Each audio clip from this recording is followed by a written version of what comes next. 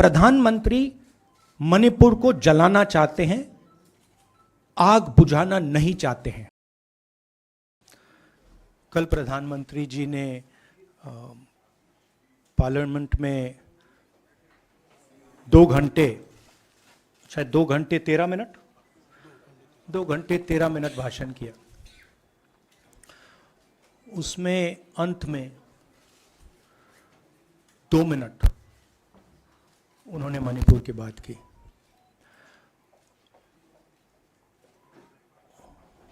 मणिपुर में महीनों से आग लगी हुई है,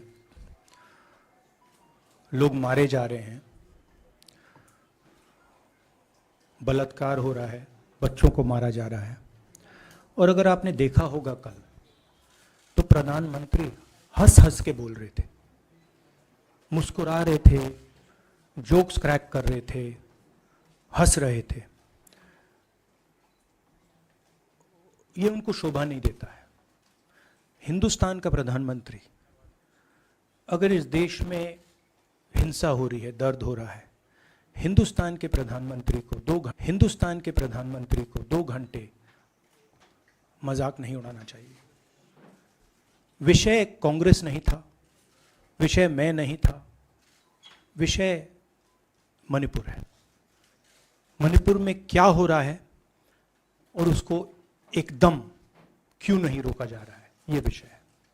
मैं आपको अपना एक्सपीरियंस देता हूं, जो मैंने शायद अभी तक बोला नहीं, शायद पहले बोल देना था। मैं अब तकरीबन 19 साल से राजनीति में हूं और मैं हर स्टेट में गया हूं। बाढ़ आए, तूफान आए, सुनामी आई थी, हिंसा होती है, हम जाते हैं।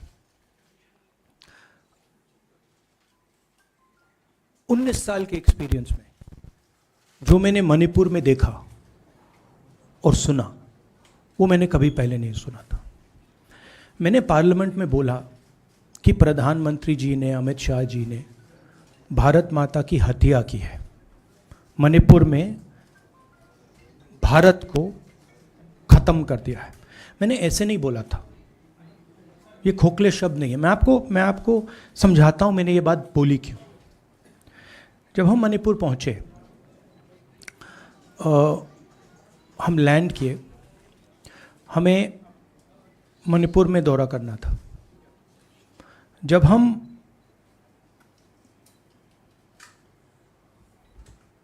मेइते एरिया में गए, हमें साफ कहा गया था कि अगर आपकी सिक्योरिटी डिटेल में कोई भी कुकी होगा, उसको आप यहां मत लाइए क्योंकि हम उसको मार देंगे। और जब हम कुकी के एरिया में गए, हमें कहा गया अगर कोई मेइते आपकी सिक्योरिटी डिटेल में होगा, उसको आप मत लाइए, उसको हम गोली मार देंगे। हम जब गए, हमें मेइतेज को परे करना पड़ा, हमें कुकीज को परे करना पड़ा। मतलब एक स्टेट नहीं है, आज 2 स्टेट है। स्टेट की हत्या कर दी गई है और उसको चीर दिया गया है। इसलिए मैंने बोला हिंदुस्तान की हत्या मणिपुर में बीजेपी ने कर दी है।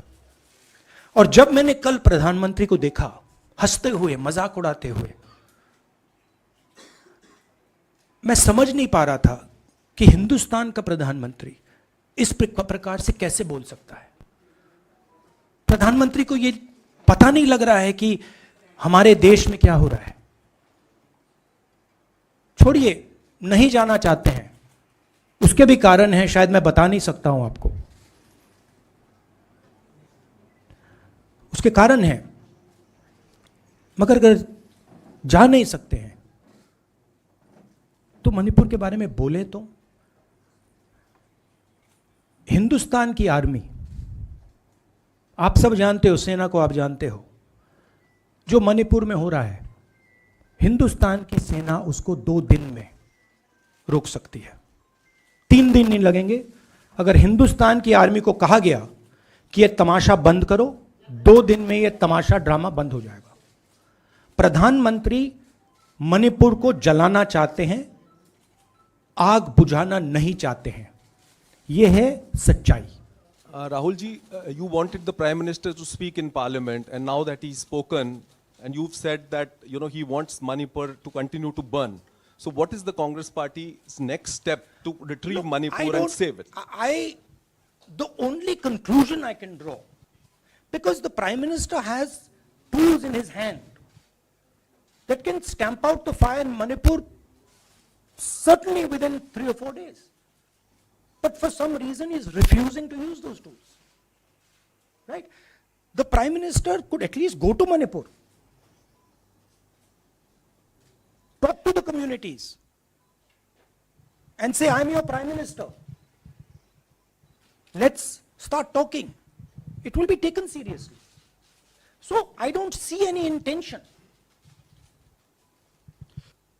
राहुल जी कल ये भी प्रधानमंत्री ने अपने भाषण में कहा कि 2018 में ये लेके आए थे, 2023 में विश्वास प्रस्ताव लेके आए और 2023 में भी लाएंगे। तो एक तरीके से उन्होंने साफ तौर पर ये कह दिया कि मैं तो हमारी सरकार अगली बार भी बन रही है। एक पॉलिटिकल बात भी उन्होंने कही। तो आप उनके पूरे भाषण को आप ये कह रहे हैं कि पॉलिटिकल भाषण ज़्यादा था, मणिपुर पे बात बहुत कम थी, तो इसको कैसे देखते हैं? नहीं, भाषण हिंदुस्तान के बारे में नहीं था, भाषण नरेंद्र मोदी जी के बारे में था। वो अपनी राय, अपनी राजनीति, अपने एम्बिशंस वो आपको दे रहे थे। सवाल ये नहीं है कि नरेंद्र मोदी जी 24 में प्रधानमंत्री बनेंगे या नहीं। सवाल ये है कि मणिपुर जल रहा है, महिलाओं का बलात्कार हो रहा है, लोग मारे जा रहे हैं। सवाल ये है, अगर ये प्रधानमंत्री कहना चाहते हैं तो ये पब्लिक मीटिंग में कहें। मजाक बनाना चाहते हैं तो जब मणिपुर नहीं चल रहा है तो करें। बट प्रधानमंत्री को यह समझ आनी चाहिए, बात समझ आनी चाहिए कि पार्लियामेंट में जो चर्चा हो रही थी वो उनके बारे में नहीं थी, वो मणिपुर के बारे में थी। सर नमस्कार। कल प्रधानमंत्री ने बार बार कांग्रेस का नाम लिया और ये आरोप लगाया कि नॉर्थ ईस्ट और मणिपुर की सारी समस्याओं के लिए कांग्रेस जिम्मेदार है। आप क्या जवाब देंगे? नहीं, अभी मैंने बोला ना, वही तो जवाब है। मुझे प्रधानमंत्री को जवाब देने की जरूरत नहीं है।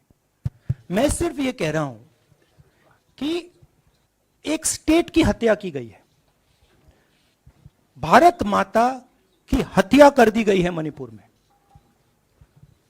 भारत माता की हत्या मणिपुर में कर दी गई और प्रधानमंत्री लोकसभा में मजाक उड़ा रहे हैं, हंस रहे हैं, नारे लगवा रहे हैं। मुझे क्या जवाब देने की जरूरत है? राहुल विलास, मेरा सवाल ये एक मिनट मोहित, ऑर्डर से please. Mr. Gandhi, you waxed eloquent. Rahul, आपने बोला कि प्रधानमंत्री ने बोला सदन में कि गृह मंत्री अमित शाह ने विस्तार से जवाब दे दिया। अमित शाह साहब ये कहते हैं कि मणिपुर के सीएम को हटाने की जरूरत इसलिए नहीं है क्योंकि उन्होंने हमारी पूरी बात सुनी और वो कभी भी कोई, हमने डीजीपी चेंज किया, डीजीपी चेंज कर दिया, उन्होंने जो भी प्रशासनिक व्यवस्था हम चेंज करना चाहते थे, इसलिए मणिपुर सीएम को हटाने मणिपुर सीएम, जब मैं मणिपुर गया, मणिपुर सीएम ने जो मणिपुर में हजारों वेपन्स जो लूटे गए वो मणिपुर सीएम के नीचे ही हुआ। तो क्या अमित शाह चाहते थे कि ये हजारों वेपन्स लूटे जाएं?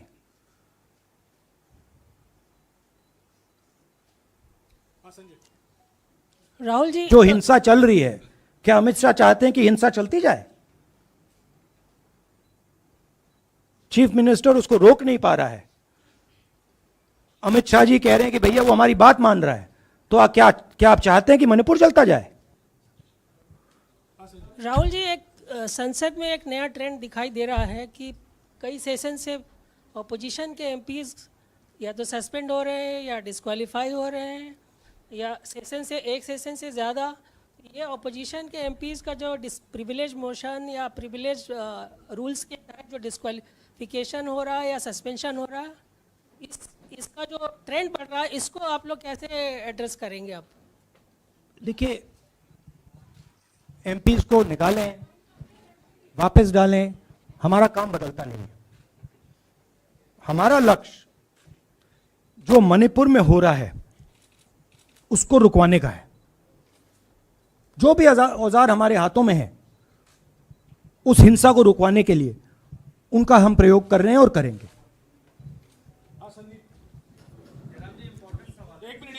Yeah, Mr. Gandhi, you talked about using the army, deploying the army to control violence. You spoke that in Parliament. You've repeated here. But the BJP has criticized you and even previous Congress governments, saying that we want to solve the issue through dialogue. And they've criticized that in the 60s, in 64, the Mizo National Famine Front was bombed by the Indian Army, by the Indian Air Force. So they said that, you know, they do not believe I have never heard in my entire career, I have never been told anywhere I have been in India that if you take this person as a security officer with you, we will put a bullet in his head. I have never heard it. And I heard it twice in Manipur. That means there is no dialogue in Manipur. There is pure violence taking place in Manipur. The first step is to stop the violence, put an end to it. I point out the army, but what I mean is that the Prime Minister has multiple instruments in his hands. He's not using them. It's been burning for 4 months. He's doing nothing and he's laughing. I'm amazed people can't see this. That he's sitting in Parliament and laughing. Jairam ji Last question. Jairam जी मोहित दुबे हूँ news nation से। आपने 37 minute का भाषण जयराम जी राहुल जी नहीं मतलब आप मुझसे जयराम कर रहे हैं या उनसे जयराम कर रहे हैं आपसे। राहुल जी आपने जय सिया राम। राहुल जी आपने 37 मिनट का भाषण लोकसभा के भीतर दिया और 37 मिनट में सिर्फ आपको करीब 14 मिनट ही दिखाया गया, बाकी आपके चेहरे पे कैमरा नहीं था और आप मणिपुर गए, मैक्सिमम टाइम आपने मणिपुर के ऊपर बोला। इस परंपरा को आप किस तरीके से देखते हैं? पता नहीं, शायद कॉन्ट्रडिक्शन है। शायद पीएम मेरा चेहरा टीवी पे नहीं देखना चाहते, मगर फिर पीएम मेरी वीडियो के बारे में बात करते हैं, तो पता नहीं क्या है। बट मुझे लगता है शायद उनको मेरा चेहरा टीवी पे देखना अच्छा नहीं लगता। कोई प्रॉब्लम नहीं है। जो मैंने बोलना था, देखिए मुझे अपना काम करना है। मैं जानता हूँ कि मीडिया पे कंट्रोल है, लोकसभा राज्यसभा टीवी पर कंट्रोल है, वो उसके बारे में मैं कुछ ज़्यादा नहीं कर सकता हूँ, मगर मुझे अपना काम करना है। मैं अपने काम को करता हूँ। जहाँ भी भारत माता पर आक्रमण होगा वहाँ मैं आपको खड़ा मिलूँगा, भारत माता की रक्षा करते हुए मिलूँगा।